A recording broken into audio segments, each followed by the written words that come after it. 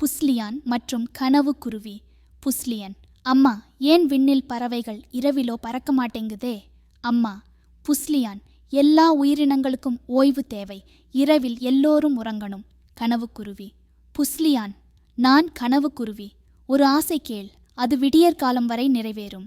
புஸ்லியான்: உண்மையா? அப்படின்னா நான் ஆகணும் ஒரு ராஜா. புஸ்லியன்: வாவ், என்னோட ராஜ்யத்துல எல்லாருக்கும் இனிப்பு மட்டும்தான்.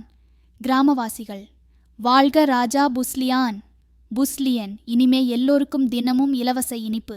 கனவுக்குருவி: ஹா, நினைச்சுக்கோ, இது எல்லாமே விடியல் வரும்போது மறைந்து போகும். கிராமவாசி: ஐயோ, நம்ம நிறைய இனிப்பு சாப்பிட்டுட்டோம், வயிறு வலிக்குது. புஸ்லியன்: இது ஒரு பிரச்சனை, இப்போ என்ன பண்றது? கனவுக்குருவி: புஸ்லியான், வாழ்க்கையில ஒவ்வொரு விஷயத்துக்கும் ஒரு சமநிலை வேணும். புஸ்லியன்: ஆமா, இனிமே உணவுக்கும் வாழ்வுக்கும் சமநிலை பிடிக்கணும். போஸ்லியன்: எல்லாம் ஒரு கனவா? ஆனா இது எனக்கு ஒரு பெரிய பாடம் கற்றுக் கொடுத்தது. புஸ்லியன்: அம்மா, இனிமே நான் சாப்பாட்டுல சமநிலை வச்சிருப்பேன். அம்மா: நல்ல பையன்.